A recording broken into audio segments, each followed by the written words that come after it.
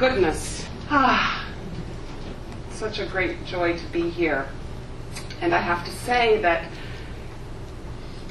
what we build here really truly does live in me for the rest of the year. And simultaneously, the moment I leave here, something starts bubbling in me that's like, this is what I want to explore next year, you know? And it's a touchstone and a well. And I am filled with such gratitude for all of you who come here and all of you who offer your gifts. And actually, you know what I'd love to do right now? Let's have a group sigh. Let's take a big breath. I want to hear your sigh. So we'll take a big breath, like we'll go, and a big sigh.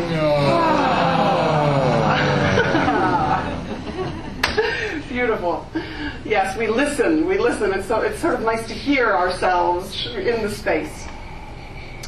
So my talk today is called Quenching Humanity's Thirst, the Courage to Live a Radiant Life. So we are thirsty. Yes, we are thirsty, and we are thirsty in so many ways. We are thirsty for beauty. We are thirsty for love. We are thirsty for right relationship. We are thirsty for daring. We are thirsty for manifesting something tangible. Many of us are thirsty or hungry. Do you know, if the Tibetan gives us the phrase, water of life am I, poured forth for thirsty men, you can imagine that we're going to be thirsty for some time to come. Yes, that there will be thirsty men for some time to come. And if we are thirsty, that's a symptom that says we're already dehydrated. Have you heard that? You know, if you're thirsty, it's too late. You should have been drinking all along, right? Yeah. So, particularly now, and we've said this in many different ways already, particularly now, we're in a crisis situation where we as humanity are desperately thirsty for the wisdom, you know, for something that actually nourishes us, for something actually that sustains us, that fills us. And here's the thing. We're 90% water. So what does that mean? That means that we ourselves are the water of life that must quench the thirst. Right? I mean, on a metaphorical level, you know, we are the waters themselves. Water of life am I, poured forth for thirsty men. And this, to me, suggests, of course, that only we can quench humanity's thirst. And we do that through daring to live a radiant life. Radiant life. The courage to live a radiant life. Very Leo, yeah? Very Leo. Now, David White says, to be human is to become visible and carry what is hidden as a gift to others. To be human is to become visible and carry what is hidden as a gift to others. So, I love that. To become visible, of course, suggests incarnating, arriving on this earth, showing up, manifesting. But it also suggests something else to me. It suggests actually showing up as part of the solution, right? And not blending into the grayness of the problem. To actually become visible. And you can become visible in an intimate conversation. You know, it has something to do with lighting ourselves so that we are seen, so that we are perceived as part of the light that will heal humanity. Right? To be human, and to be human is to become visible. How will you become visible? Many of us feel invisible. Yes? Many of us feel, I don't know what it is that I have to offer. And I love, while carrying what is hidden, the ageless wisdom, while carrying what is hidden, what is secret, what is sacred, as a gift. So that suggests that to be human, you are carrying a gift. as a gift to others. So there's so much to that. Visibility, carrying the sacred, carrying the hidden, and offering it as a gift. That's to be human. Yeah? But it's sort of terrifying to do that on a certain level. And where do we begin? So as you know, many of you know, I'm a lover of poetry, because I think poetry cuts to the essential and gives us images for a lot of words.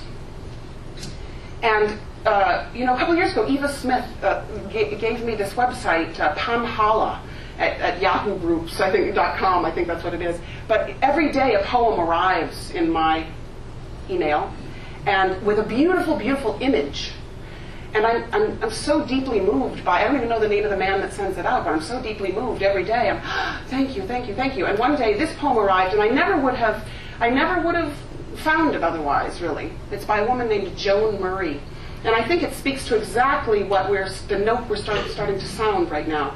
And it's called Her Head. And I'll tell you about the picture that came with it afterwards. In Ekovukeni, near Natal, South Africa, a woman carries water on her head.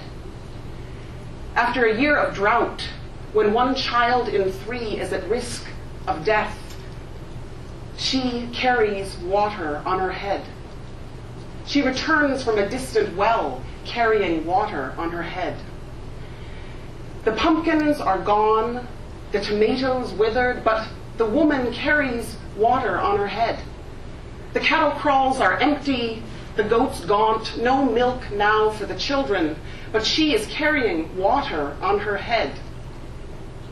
The engineers have reversed the river. Those with power can keep their power, but one woman carries water on her head.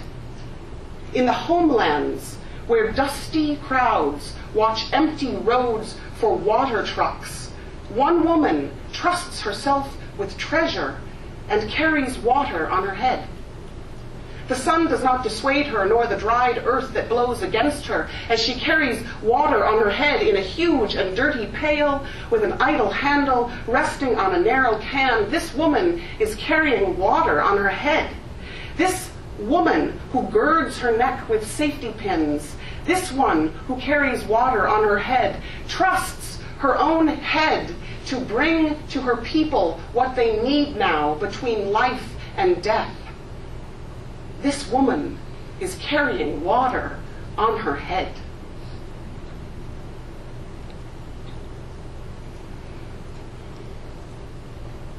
This woman trusts herself with treasure. And the image was exquisite. South African woman, vast desert, old, pail, 5 gallons, her dress streaming behind her, alone, walking through the desert, trusting herself with treasure and carrying water on her head. This is her water of life. She trusts herself to bring on her head what her people need now between life and death. If that was not a perfect image of what each and every one of us should be doing, crossing the desert with the water on our head to return from a distant well. And let me tell you what, this is our distant well. This is our plug-in point, one of them, right? There are many for some of us. But this is a plug-in point. She returns from a distant well carrying water on her head. And this is what we can do here, right? We can carry the water from the distant well. And it requires tremendous trust of ourselves. It requires us feeling into the need of our family, of our community, of the person that's sitting across from us at lunch. What is the need? Well, how can we feel into this need? And how can we begin to meet that need, the simplicity of that need? Right? So there's a profound trust that has to occur, and a profound simplicity, as Lawson talked about. That's what's required. There's water in my village that's required.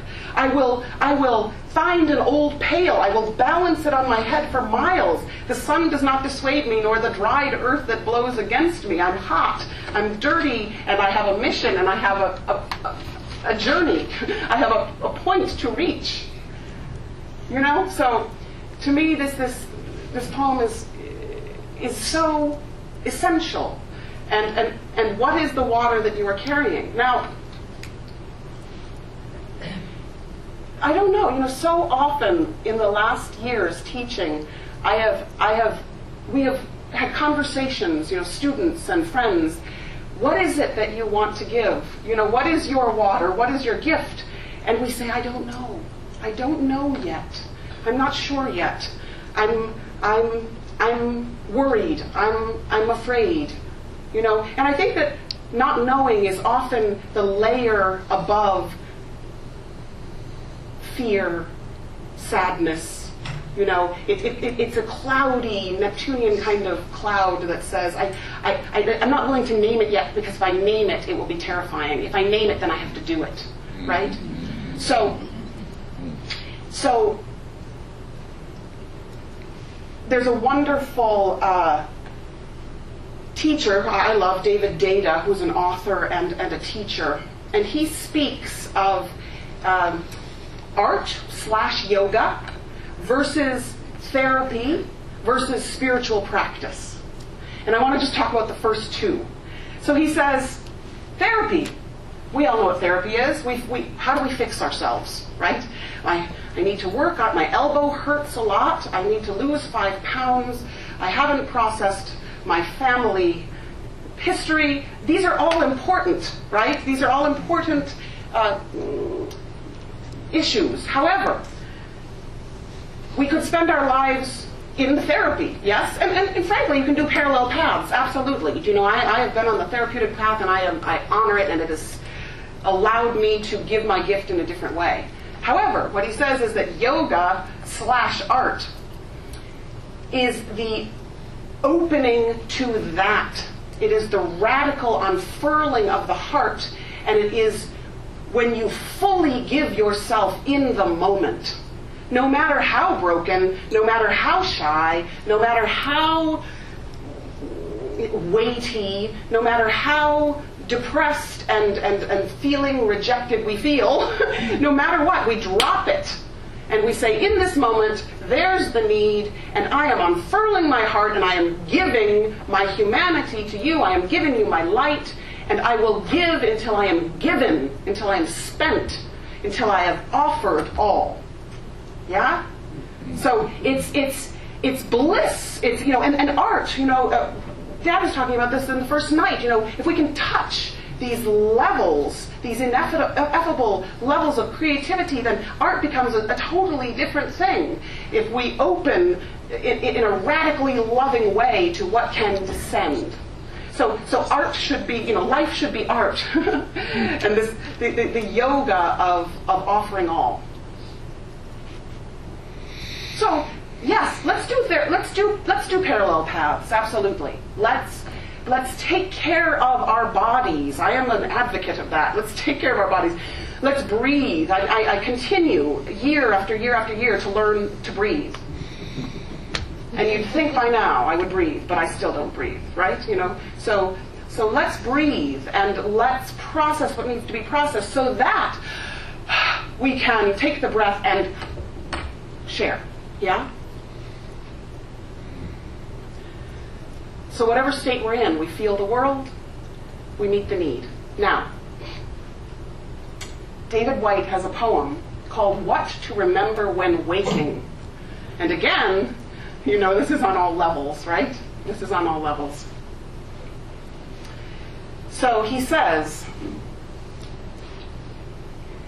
in that first hardly noticed moment in which you wake, coming back to this life from the other, more secret, movable, and frighteningly honest world where everything began. There's a small opening into the new day which closes the moment you begin your plans. What you can plan is too small for you to live. What you can live wholeheartedly will make plans enough for the vitality hidden in your sleep. To be human is to become visible and carry what is hidden as a gift to others. To remember the other world in this world is to live in your true inheritance. You are not a troubled guest on this earth. You are not an accident amidst other accidents. You are invited from another and greater night than the one from which you have just emerged. Now, looking through the slanting light of the morning window towards the mountain presence of everything that can be, what urgency calls you to your one love? What shape waits in the seed of you to grow and spread its branches against a future sky?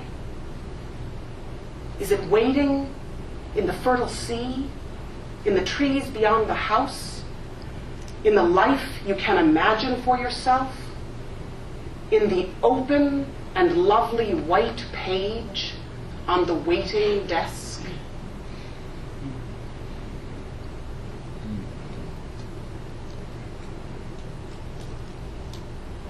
Now, looking through the morning light of the morning window towards the mountain presence of everything that can be, what urgency calls you to your one love? What urgency calls you to your one love? What shape waits in the seed of you to grow and spread its branches against a future sky? Is it waiting in the fertile sea, in the trees beyond the house, in the life you can imagine for yourself, in the open and lovely white page on the waiting desk? Now I imagine that we all, many of us, 3/4, have an open and lovely white page on the waiting desk. Right? Call out your book. No, I mean, really, we you know, what a beauty we have. Hopefully we have a message here, you know, that wants to be given. And this piece of the poem that is so deeply important to me is what urgency calls you to your one love. Because let me tell you, it's not enough to feel the need and say that's the need that needs to be met. Because then you go into a Virgo, sad little state of servitude, and you feel depleted, and you feel wretched, and you stay up till 4 a.m, and you say, but I did it, and I worked hard, and you're miserable. Do you know, I mean, because I use the Virgo energy, just say because there's such devotion there. But what is it to have one's devotion lined up with the urgency that calls you to your one love? How beautiful would that be? And it's absolutely possible to feel the need, to feel the need, and to trust yourself with your treasure, to trust yourself to, with your own head, bring to your people what they need now, and have it meet the urgency that calls you to your one love. Yeah? Yep. And also, what that beautiful line, what shape waits in the seed of you to grow? And I don't care how old you are, there is still a shape waiting in the seed of you to grow and spread its branches against a future sky. And you are not a troubled guest on this earth, right? You are not a troubled guest on this earth. You are not an accident. You were invited. Right? Okay.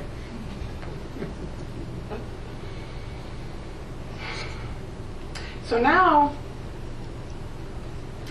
I would like to actually share with you a little piece of a documentary film. Has anybody seen the movie Afghan Star? Okay, who won? Okay, great. So, all right, Afghan Star. Just take a look. This is 2 minutes, and I'll tell you about the film afterwards. But take a look, breathe it in, see what you think.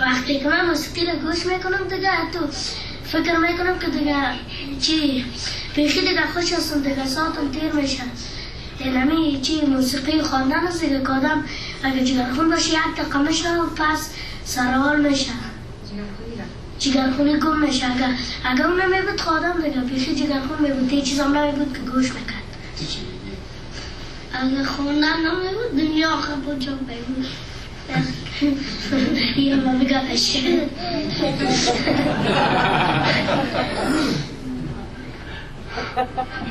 That little boy, they are the same words.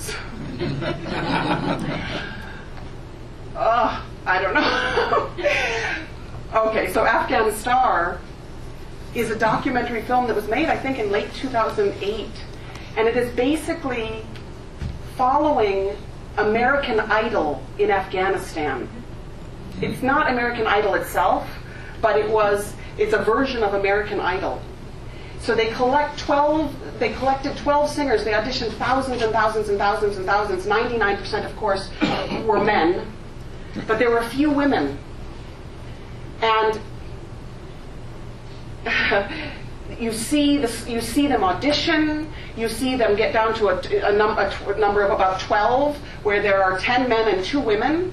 The 2 women, one of them is very traditional and is in full garb and does not move and sings her song. And the other one, Satari, is a total Aquarian and insists on freedom, insists on expression. And what's fascinating about this is it's like American Idol in that everybody votes on the phone. So you see throughout the film, people sell their cars so that they can buy cell phones, so that they can vote for the person that they love. And it crosses all the ethnic groups. I can't list all the names of the different ethnic groups, but it's very, as you know, separated. And it's the first time in years that there was any crossover of support. And then there's one young man that when there are 3 people left, there's one young man who is so second-rate. And the final song that he sings is, he lists off ethnic group after ethnic group, and he says, "You are my brother. You are my brother. You are my brother." And he runs as an Afghani. He runs, and he refuses to run as his own ethnic group. So suddenly, these people who are giving their gift in the face of tremendous death threats, the security, it's terrifying. The government is obviously not happy that this is going on. In the face of them giving their gift, a democracy is occurring through music, through beauty. 11 million, 1/3 of the Afghanistan population, 11 million people voted for the final showdown. Now, Satari was voted out early. There was like 10 people left. There were 8 people left. She was voted out. And they get to sing a final song. I don't know how they do this. After you're given the news that you're being booted, they're like, "And now she will sing a final song." I'd be like, sobbing. But, they somehow get it together. And you could feel in her this insistence that she was going to give her gift in this country regardless. And she starts to go across the stage, and she starts to dance. And dancing is this. I mean, it's barely anything, right? But dancing, of course, is not allowed under Islamic law. and women do not dance, and women do not dance certainly on the stage. And she dances, and there's a certain introductory music that goes on for about 30 seconds, and she dances, and then she takes her headdress off. Now, part you can feel as you watch the film, part of it is her young, emotional body being defiant, and saying, mm-mm. And part of it is absolutely the insistence that she will shine forth. That she will shine forth, and that through her shining forth, through the courage to live a radiant life of beauty, she will actually change the structure of her country. And then you watch the people watching her, and every contestant says, oh, this is terrible, she should not have done this. Even the cutting-edge contestants, she should not have done this, this is awful. She is a loose woman, da-da-da-da-da. But you can also see on their faces, she's doing this. She's doing this. Yeah. Something is changing here. So you can feel by the end of this show that something about the fabric of the whole country has shifted. And it's quite beautiful. It's quite beautiful. And then this little boy, for goodness sake, right? This little boy who is blind and in poverty, and we don't know about his life, but look at the radiance and the joy as he sings, as he insists on, in his family, you can feel his family saying, sing, go on, sing. And he's singing, and he says, this is the solution. This is what you're thirsty for. You don't even know it. And just such, I don't know, when I watch that, just such a joy in feeling his joy, right? His joy. And his, I don't know, complete okayness with all the sort of day-to-day things. There he is. Here's my song. Yeah. So, he also had, you can feel the openness of his heart. You can feel the willingness to be touched. Now, last night, we had, Azim was, of course, amazing, and we had a beautiful example of what it is to break the heart open and live that way. And Mary Oliver is a poet that works in the natural world, and I want to share a poem of hers about breaking the heart open, because that's another necessary ingredient, I think, to live a courageous and radiant life. So this poem is called Lead. Lead. Here's a poem to break your heart. Are you willing? This winter, the loons arrived in our harbor and died, one by one, of nothing we could see. A friend told me of one that lifted its head and opened the elegant beak and cried out in the long, sweet savoring of its life, which, if you have heard it, you know is a sacred thing, and for which, if you have not heard it, you had better hurry to where they still sing. And believe me, tell no one just where that is. The next morning, this loon, speckled and iridescent, and with a plan to fly home to some hidden lake, was dead on the shore. I tell you this to break your heart, by which I mean only that it break open and never close again to the rest of the world.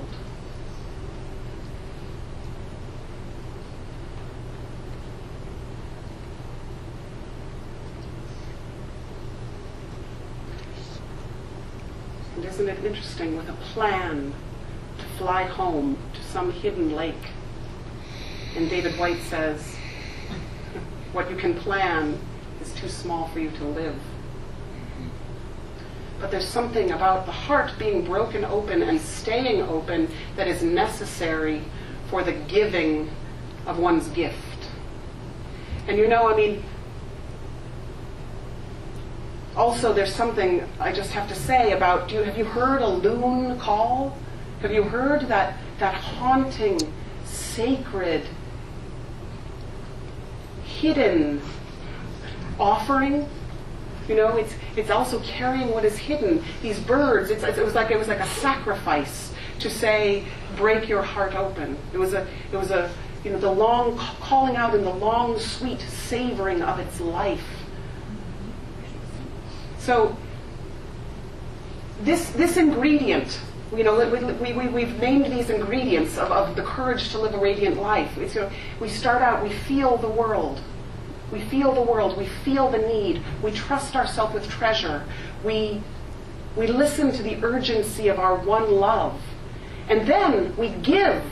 According to that passion, we give repeatedly, we give steadfastly, we give rhythmically. We show up and we give. And when we do that, you can bet that some of the times we show up and give, we fall flat, we fail, nobody comes. I think of the time my father gave a lecture and nobody came, and he gave the lecture anyway, right? So nobody comes. And nobody comes. And what do? Do you close in? Do you hide? Do you say, no, I can't be visible. If I'm visible, then I will be hurt. If I'm visible, then I will be cut down. No, we stay open. We crack our heart wide open, and we give ourselves regardless. And it's painful, and it's vulnerable, and it's the soft underbelly. It's the Cancerian soft underbelly that has to dare to come to the light of day and be affected. But we stay in that space of the open heart. And that's a kind of alignment that forms when we do this. So I want to offer one more thing, which is this, that we all have a part of ourselves that we say, this is my gift. Here it is. Here's my gift. I'm giving you my gift. And I feel really good about this gift, and I feel very confident about this gift, and I feel like this is my good stuff, right? And we feel very aligned with it. And then there's a part of us that's like, but don't look here. Or this is kind of wretched. Or I've been embarrassed about it for my entire life, and I'll continue to be. Or there's something that just hides away, or that we belittle, that we push aside, that we marginalize. Right? Now, part of becoming a soul-infused personality, part of being an integrated personality is to welcome all these pieces back in, yes? So, just a little personal story, as Tuya said, here I am, a Leo rising, an Aries sun, and a Capricorn moon, and for my entire life, my Capricorn moon has been very beat up. Has been very maligned from myself, too serious, too stuck, too crystallized, terrified to express emotionally in the moment. I know you don't believe that, but it's true. It's absolutely true. Right? And this profound sense of that's a place that has to be fixed, or that can never be fixed, so I'll just go on in spite of it. Right? So I want to offer you, some of you know, I have a blog called HeidiRose.com. And for my birthday this year, so just a couple of weeks ago, my husband wrote me a poem. So some of you know this poem, but some of you don't. And it is a poem, it's redemption. It's a poem of redemption for me. And he took me to a restaurant. He surprised me, which I love. I love surprises, because then I can't control it. Then I don't know what time we're supposed to be there. I don't know where he should drive. I can just be like, oh. I'm supposed to take a left, park there. I'm really terrible. I mean, I almost have to in the corner of the car be like, okay. But that's why I love surprises, because I can't do that. So he took me to a restaurant, we sat down, and he handed me this poem. And I first of all, when he handed me it, I just started to sob. And then, just because I knew it was a poem, And I was like, oh, I love poems. And it was a big open restaurant too, so it was one of not you couldn't be like hidden. It was like,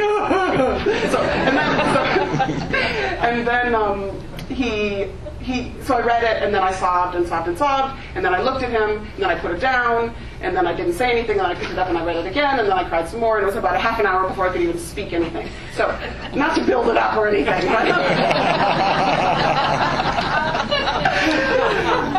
but I offer you this because for me, it was such. Okay, I just offer you this. Forget it. The birthday party.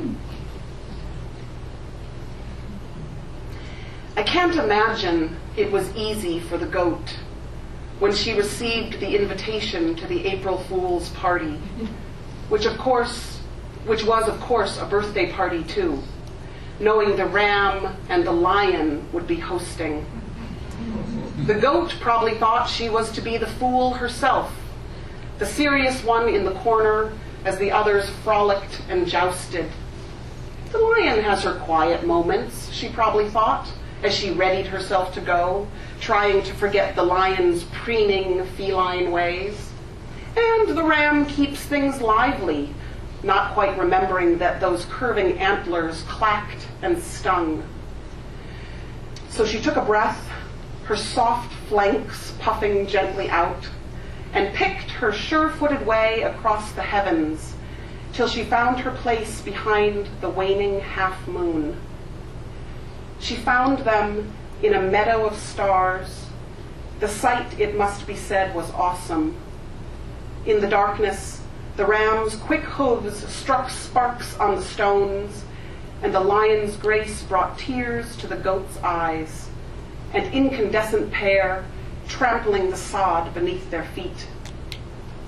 The goat settled in, watchful, her head high, a wry smile on her lips, vigilant, bemused, comic even, her light fur falling in unkempt tresses. The others were still. It was awkward. The distant cry of a newborn baby broke the silence. The lion's head swiveled, a woofing sound deep in her throat. Suddenly majestic, her vanity banished, her heart beating strong and true. The ram's feet took root in the earth, his throbbing temples cooled, his gaze turned soft and wise. The two fiery ones watched, transfixed, as the goat rose to her feet and began her ascent toward the new girl's cries, step by step, determined at first, but now stepping, now leaping, now bounding, unafraid, joyful, regal even, on four cloven hooves, on sturdy, tireless knees.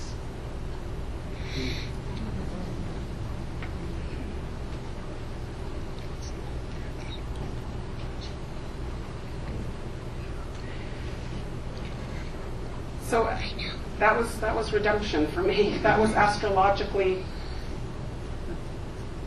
the moon, which we say, let's move away from that somehow, being uplifted and redeemed. And I think that we can all feel into the moon in our charts, let's just say, and feel the part of us that says that must not come in to somehow. You know, we marginalize it.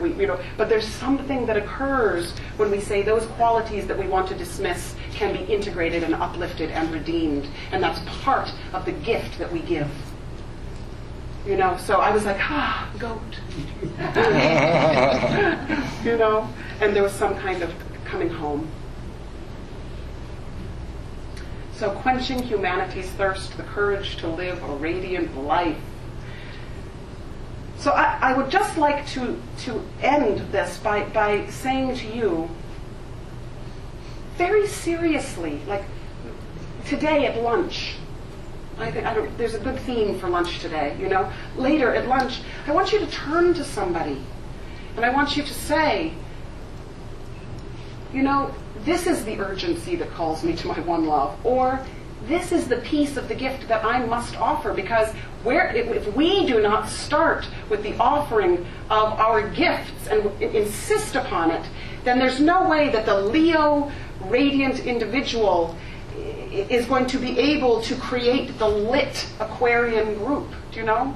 It's the journey of the radiance of Leo, and then the stepping into the gorgeousness of the Aquarian whole, and then here's what I have to offer, and here's the group light, and here's what I have to offer, and here's the group light. Do you know? Until it's like those little sparkling lights at Christmas time, that are going on. Light, light, light, and then suddenly there's the unified whole. Do you know? So offer it up regardless how broken. Offer it up regardless how incomplete. Offer it up regardless how sensitive, shy, all the list. Offer it up. Give yourself fully. Now. Thank you, my friends.